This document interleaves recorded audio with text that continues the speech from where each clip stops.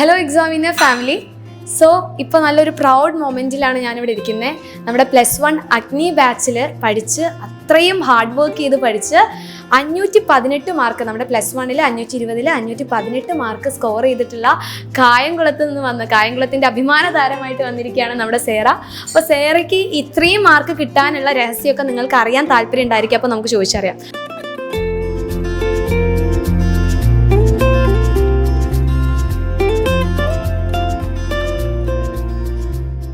Hello Sera, അപ്പോൾ ആദ്യം തന്നെ ചോദിക്കാനുള്ളത്, ആദ്യം എനിക്ക് ചോദിക്കാനില്ല, ഈ വീഡിയോ കാണുന്ന ആൾക്കാർക്ക് ചോദിക്കാനുള്ളതായിരിക്കും, എങ്ങനെയാണ് ഇത്രയും ഒരു വലിയ മാർക്കിലോട്ട് എത്തിപ്പെട്ടത്? എങ്ങനെയാണ് പഠിച്ചിട്ടുണ്ടായിരുന്നു? ഞാൻ എക്സാമിൻ്റെ ടൈമിൽ ഒരു ദിവസം 10 മണിക്കൂർ പഠിക്കുമായിരുന്നു. 10 മണിക്കൂർ ഇങ്ങനെ ബ്രേക്കൊക്കെ എടുത്ത് പഠിക്കുമായിരുന്നു. പിന്നെ മോഡൽ എക്സാമിന് തന്നെ എക്സാമിന് വേണ്ടിയിട്ടുള്ള റിവിഷൻ നോട്ട്സ് ഫുള്ള് പ്രിപ്പയർ ആക്കി വെച്ച്. മോഡൽ എക്സാമിന് ഞാൻ പഠിച്ചില്ല, കൂടുതലും ഫൈനൽ എക്സാമിന് വേണ്ടിയിട്ടുള്ള റിവിഷൻ നോട്ട്സ് പ്രിപ്പയർ ചെയ്തു. എല്ലാ പോർഷൻസും കവർ ചെയ്യുന്ന രീതിയിലുള്ള എല്ലാം സെറ്റാക്കി റിവിഷൻ നോട്ട്സ് പ്രിപ്പയർ ചെയ്തു. എന്നിട്ട് അത് വെച്ച് ഫൈനൽ എക്സാമിന് പഠിച്ചു. അപ്പോൾ ഫുള്ള് പ്രീ പ്ലാൻ ചെയ്ത് വെച്ചിട്ടുണ്ടായിരുന്നു, അതായത് 10th കഴിഞ്ഞ് +1-ലോട്ട് എത്തുന്ന സമയത്ത് ഇന്ന കാര്യങ്ങളൊക്കെ ചെയ്യണം എന്നുള്ള ആ ഒരു പ്രീ പ്ലാൻ ഫുള്ള് സെറ്റാക്കിയിട്ടുണ്ടായിരുന്നു. അപ്പോൾ ഈ പ്ലാൻ ചെയ്ത കാര്യങ്ങളൊക്കെ കറക്റ്റായിട്ട് ഫോളോ ചെയ്യാൻ പറ്റിയിരുന്നു നമ്മൾക്ക്? കുറേയൊക്കെ. അതായത് ഇപ്പം എക്സാമിൻ്റെ ക്ലാസ് ഓരോ ദിവസവും ക്ലാസ് ആണല്ലോ, ചിലപ്പോൾ എല്ലാ ദിവസവും കൃത്യമായിട്ട് ക്ലാസ് കാണാൻ പറ്റിയെന്ന് വരത്തില്ല. പക്ഷെ എന്നാലും അത് പിന്നെ ഇരുന്ന് കണ്ട് എല്ലാം നോട്ട്സൊക്കെ എഴുതി ഒക്കെ ചെയ്തു. അപ്പോൾ ഈ പെൻഡിങ് ആവുന്ന ക്ലാസ്സസ് ഒക്കെ മോളപ്പം എങ്ങനെ പെട്ടെന്ന് കവർ ചെയ്തിട്ടുണ്ടായിരുന്നേ? ഒന്നെങ്കിൽ സൺഡേക്ക് ഇരുന്ന് കാണും, അല്ലാന്നുണ്ടെങ്കിൽ ഓരോ മണിക്കൂർ വെച്ചിട്ട് ഓരോരോ ദിവസം ഇരുന്ന് കാണും. ഇനി അമ്മനോട് ചോദിക്കാനുള്ളത്, അപ്പം മോള് നല്ല ഹാർഡ് വർക്കിംഗ് ഒക്കെയാണോ? അതെ. അപ്പോൾ മോൾക്ക് ഇത്രയും മാർക്ക് കിട്ടുമെന്ന് അമ്മയ്ക്ക് മുന്നേ ഒരു എക്സ്പെക്റ്റേഷൻ ഉണ്ടായിരുന്നു. അപ്പോൾ റിസൾട്ട് വന്ന സമയത്ത് എന്തായിരുന്നു നമ്മുടെ റിയാക്ഷൻ? ഇംഗ്ലീഷിന് ഫുള്ള് മേടിക്കേണ്ടതായിരുന്നു, കാരണം എൻ്റെ സബ്ജക്റ്റ് ഇംഗ്ലീഷാണ്. അപ്പോൾ ഞാനായിരുന്നു ആ സമയത്ത് ഗ്രാമറും കാര്യങ്ങളൊക്കെ പഠിച്ചു. അപ്പോൾ പുള്ളിക്കാരത്തി എക്സാം കഴിഞ്ഞിട്ട് വന്നപ്പോഴേ എന്നോട് പറഞ്ഞു ഒന്ന് തെറ്റിച്ചു എന്ന്. അപ്പം അപ്പോഴേ നമ്മുടെ മനസ്സിലുണ്ട് ഒരു മാർക്ക് പോയി കിട്ടി. അപ്പോൾ നമുക്കറിയാമായിരുന്നു ഫുള്ള് കിട്ടില്ല, എങ്കിലും ആ ഒരു റേഞ്ചിലേക്ക് വരുമെന്ന് അറിയാമായിരുന്നു. നമ്മുടെ ഇംഗ്ലീഷ് സബ്ജക്റ്റ് എന്ന് പറഞ്ഞു കഴിഞ്ഞാൽ നമ്മുടെ ലാംഗ്വേജ് ആണല്ലോ, നമ്മുടെ സയൻസിന് പോലെയല്ലോ. മാർക്ക് എപ്പോഴും കുട്ടികൾക്ക് പോകാറുണ്ട്. ഇപ്പോൾ ഇവിടെ വന്നിട്ടുള്ള കുട്ടികളായി കഴിഞ്ഞാലും 520-ൽ കുറച്ച് മാർക്ക് പോയിട്ടുണ്ടെങ്കിൽ അത് ഇംഗ്ലീഷാണ്. അപ്പോൾ കുഴപ്പമില്ല, എന്തായാലും മോൾ സയൻസ് സബ്ജക്റ്റിലൊക്കെ ഫുൾ മാർക്ക് എന്തായാലും സ്കോർ ചെയ്തിട്ടുണ്ടായിരിക്കും. അപ്പോൾ നമ്മുടെ അഗ്നി ബാച്ച് എത്രത്തോളം മോൾക്ക് ഇത്രയും മാർക്ക് കിട്ടാൻ വേണ്ടി യൂസ്ഫുൾ ആയിരുന്നു?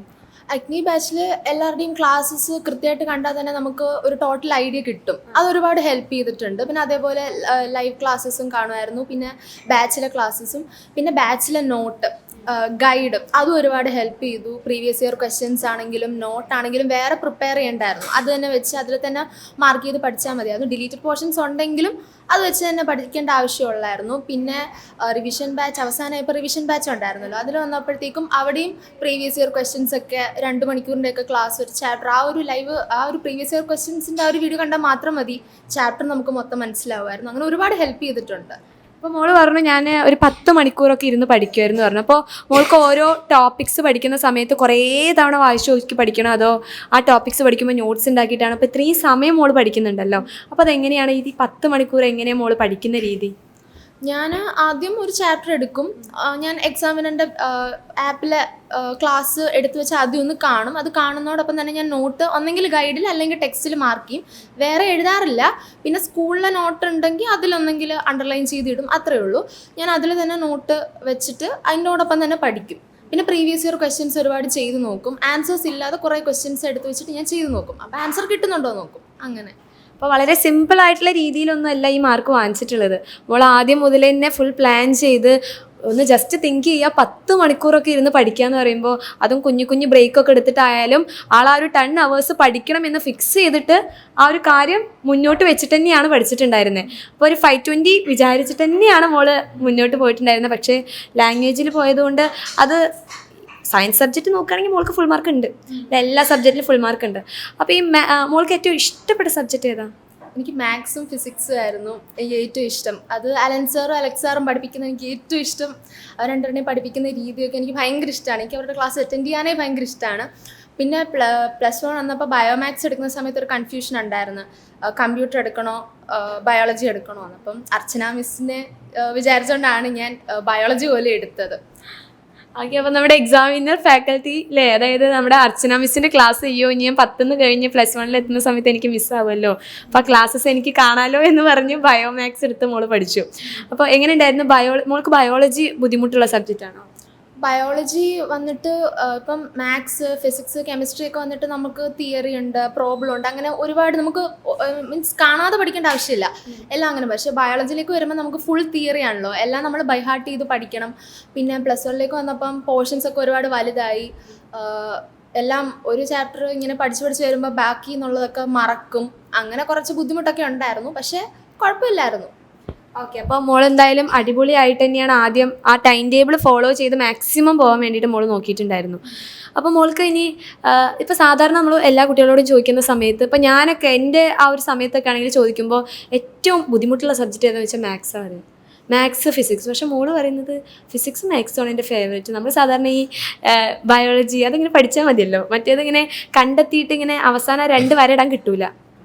ഈ മാത്സ് ഒക്കെ ചെയ്യുമ്പോൾ നമുക്ക് ഏറ്റവും കൂടുതൽ ഹാപ്പിനെസ് ഉണ്ടാവുക, എല്ലാം ചെയ്ത് കഴിഞ്ഞാൽ അവസാനം 2 ഒരു അണ്ടർലൈൻ ചെയ്യാറുണ്ട്, അപ്പോഴാണ് ഒരു സന്തോഷം. പക്ഷെ ഇങ്ങനെ ചെയ്യുമ്പോൾ അത് ഇടാൻ കിട്ടുന്ന ചാൻസ് വളരെ കുറവായിട്ടാണ് കിട്ടുന്നത്. അപ്പോൾ മോൾ എങ്ങനെയാണ് ഈ 2 സബ്ജക്റ്റിന് ഏറ്റവും ഇഷ്ടപ്പെടാനുള്ള കാരണം എന്താ?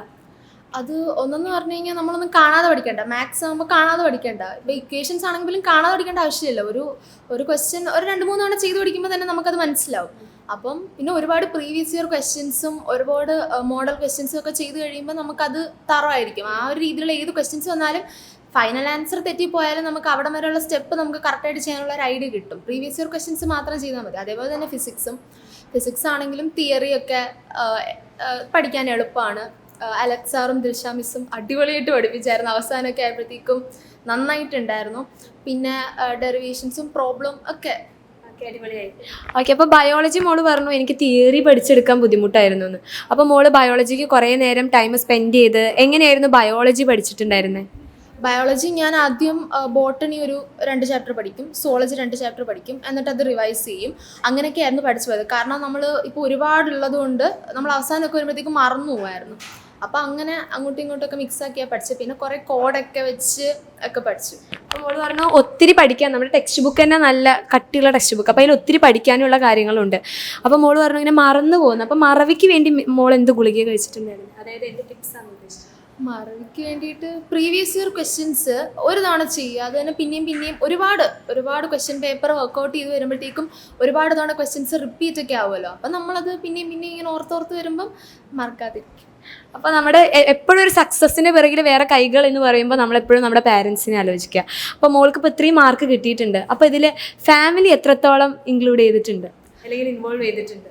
ഞാനിങ്ങനെ എപ്പോഴും ഇരുന്ന് പഠിക്കുന്ന സമയത്തൊന്ന് അച്ഛനും അമ്മയൊക്കെ വന്നിട്ട് പഠിക്കും, പറയും നീ ഒന്ന് വന്ന് ഭക്ഷണം കഴിക്കുക, അല്ലെങ്കിൽ ഒന്ന് എണ്ണീറ്റ് വാ എന്നൊക്കെ പറയുമായിരുന്നു. എനിക്കൊന്ന് ബയോളജി എക്സാമിൻ്റെ തലേന്നായിരുന്നു. ഞാൻ വെളുപ്പിനെ എണ്ണീറ്റിരുന്നു, തൊട്ട് തലേ ദിവസം വെളുപ്പിനെ എണ്ണീറ്റിരുന്നു. ഞാൻ എണ്ണീറ്റതേ ഇല്ല ഇവിടുന്ന്, ഫുഡ് കഴിക്കാൻ മാത്രം എണ്ണീറ്റ്. വൈകുന്നേരം 5 മണി 6 മണിയൊക്കെ അപ്പം അച്ഛൻ വന്നിട്ട് പറഞ്ഞു നീങ്ങനെ എപ്പോഴും ഇരുന്ന് പഠിച്ചു കഴിഞ്ഞാൽ നിനക്ക് മടുക്കും, നീ എണ്ണീറ്റ് അങ്ങോട്ടും ഇങ്ങോട്ടൊക്കെ നടക്കാൻ പറഞ്ഞു. അത് സപ്പോർട്ടീവ് ആയിരുന്നു. അപ്പോൾ മോളിങ്ങനെ ഈ ഒരു എക്സാം ടൈമിൽ ഇത്രയും നേരം ഇരുന്ന് പഠിക്കുന്ന സമയത്ത് ആ ഒരു സമയത്ത് നമ്മുടെ മനസ്സിലെന്താ വന്നിട്ടുണ്ടായിരുന്നു? പുള്ളിക്കാരത്തി എക്സാം എന്നല്ല, പുള്ളിക്കാരത്തിക്ക് അവളുടെ മാർക്ക് ഒരു വലിയ വിഷയമാണ്. പുള്ളിക്കാരത്തിക്ക് ഒരു മാർക്ക് പോലും കുറയാൻ പുള്ളിക്കാരത്തി ആഗ്രഹിക്കുന്നില്ല. അതുകൊണ്ട് തന്നെ ഒത്തിരി ഡെഡിക്കേഷനാണ്. മറ്റുള്ളവർക്ക് കൂടുന്നതല്ല ടെൻഷൻ, പുള്ളിക്കാരത്തിക്ക് ഏറ്റവും ഹയസ്റ്റ് ആയിരിക്കണം സ്കോർ എപ്പോഴും. അപ്പോൾ ഞാനെപ്പോഴും പറയും മോൾ അതിനുവേണ്ടി അങ്ങനെ ഇതാകണ്ട, നമുക്ക് കിട്ടുന്നത് മതി. അങ്ങനെ പറ്റത്തില്ല. അത് 10th അങ്ങനെയായിരുന്നു. ഫുൾ A+ കിട്ടിയെന്ന് നമുക്ക് ഉറപ്പായിരുന്നു. പക്ഷേ പുള്ളിക്കാരത്തി ഒത്തിരി ടെൻഷനായിരുന്നു. ഇനി എങ്ങാനും എക്സാമിൻ്റെ തലേന്ന്, അതായത് റിസൾട്ട് വരുന്നതിൻ്റെ തലേന്ന് അമ്മേ ഞാൻ മലയാളത്തിൽ അങ്ങനെ തോറ്റു പോകും. ഞാൻ ചോദിച്ചാൽ എന്താ ഇങ്ങനെ ചോദിക്കുന്നത്? എനിക്ക് എന്ന് വെച്ചാൽ പുള്ളിക്കാരത്തേക്ക് മലയാളം ഇത്തിരി പാടാണ്. അതുകൊണ്ടാണ് ഇപ്പം ഹിന്ദി എടുത്തത്. പക്ഷെ 10th വരെ നമുക്ക് മലയാളം എടുത്താലേ പറ്റുള്ളൂ. ഞാൻ അല്ലമ്മേ എനിക്ക് എന്തെങ്കിലും അങ്ങനെ തെറ്റിയിട്ടുണ്ടോ, എനിക്ക് പേടിയാവുന്നുണ്ട്. ഞാൻ പറഞ്ഞു ഒന്നുമില്ല, നീ ധൈര്യമായിട്ടിരിക്കും. റിസൾട്ട് വന്നപ്പോൾ എന്തുവാ ഫുൾ A+ ഉണ്ട്. പക്ഷേ പുള്ളിക്കാർക്ക് ഒത്തിരി ടെൻഷനാണ്. നമ്മൾ ആ ടെൻഷനിൽ നിന്ന് മാറാൻ വേണ്ടിയിട്ട് നമ്മളെപ്പോഴും അവളെ ഇത്തിരി ഒന്ന് പിറകോട്ട് വലിക്കാൻ നോക്കും. പക്ഷെ പുള്ളിക്കാരത്തി ഇങ്ങനെയല്ല, ഫ്രണ്ടിലോട്ട് തന്നെ പോയിക്കൊണ്ടിരിക്കും. അതുപോലെ തന്നെ ഏതെങ്കിലും ഒരു എക്സാമിനറിൻ്റെ ഒരു ലൈവ് മിസ്സായാൽ എന്നോട് പറയും രാവിലെ വിളിച്ചുണർത്തണം. ആ ലൈവ് രാത്രിത്തെ ലൈവ് രാവിലെ അത് റെക്കോർഡായി കിടക്കും, ഞാൻ കണ്ടോളാം അതിന്. അപ്പോൾ എനിക്ക് തോന്നുന്നൊരു 5 മണിയൊക്കെ ആകുമ്പോഴേ എന്നെ പുള്ളിക്കാരത്തെ വിളിച്ചുണർത്തി ആ ലൈവ് കണ്ട് ആ ക്ലാസ് മുഴുവൻ അറ്റൻഡ് ചെയ്തിട്ടേ പിന്നെ ഒരു സമാധാനമുള്ളൂ.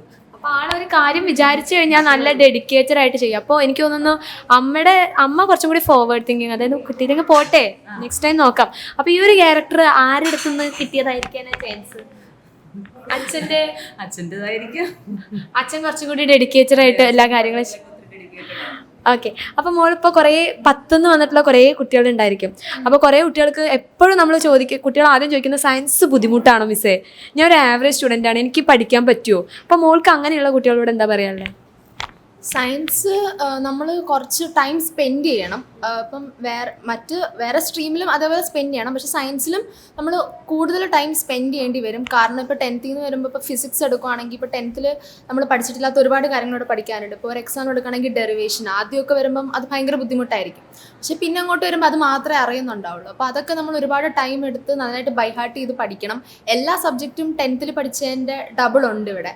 അപ്പം നമ്മൾ 10th പഠിച്ച ആ ഒരു അത്രയും സമയം മാത്രം പഠിച്ചാൽ മതി എന്ന് വിചാരിക്കരുത്. അങ്ങനെ വിചാരിച്ചു കഴിഞ്ഞാൽ ഉറപ്പായിട്ട് നമ്മുടെ മാർക്ക് കുറയും. പക്ഷെ നമ്മൾ 10th എടുത്ത എഫേർട്ടിനേക്കാളും കുറച്ചും കൂടെ എഫേർട്ട് നമ്മളിവിടെ എടുക്കണം. അതെടുക്കാൻ ഓക്കെ ആണെന്നുണ്ടെങ്കിൽ ഡെഫിനറ്റ്ലി ആവറേജ് സ്റ്റുഡൻ്റ് ആണെങ്കിലും നല്ല മാർക്ക് കിട്ടും.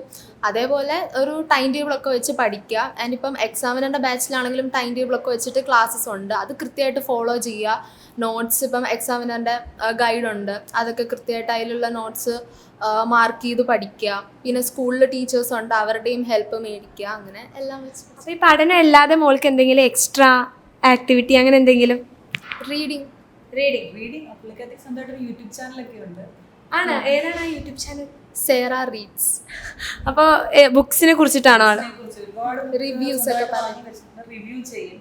എനിക്ക് തോന്നി ആൾ നല്ല ടോക്കറ്റീവാണ്, സംസാരിക്കുമ്പോൾ ആളിങ്ങനെ ഫ്ലോയിൽ. അതുകൊണ്ട് എനിക്ക് വലിയ ബുദ്ധിമുട്ടില്ല. കുട്ടി എന്നെ ചോദിച്ചു കഴിഞ്ഞാൽ ആളെന്നെ എല്ലാം പറഞ്ഞുകൊണ്ട് പോയിക്കോളൂ. അപ്പോൾ ഞാൻ വിചാരിച്ചു നന്നായിട്ട് സംസാരിക്കണ്ടല്ലോ. അപ്പോൾ ഇതിൻ്റെ പിന്നിൽ അതാണ്. അപ്പോൾ ഇതിനോടൊക്കെ താല്പര്യമാണ്. അപ്പോൾ മുന്നേ തുടങ്ങിയതാണോ മോൾ ഇതൊക്കെ? ഞാൻ 8th പഠിക്കുമ്പോൾ സ്റ്റാർട്ട് ചെയ്തത്. കൊറോണയാണ് പുള്ളിക്കാരത്തെ അതിലേക്ക് തിരിച്ചുവിട്ടത്. ഓക്കെ, അപ്പോൾ ഈ പഠനവും ഇപ്പം ഇത്രയും പഠിക്കാനുള്ള സമയത്ത് മോൾക്ക് ഇതിന് സമയം കണ്ടെത്താൻ പറ്റിയിട്ടുണ്ടായിരുന്നു അങ്ങനെ?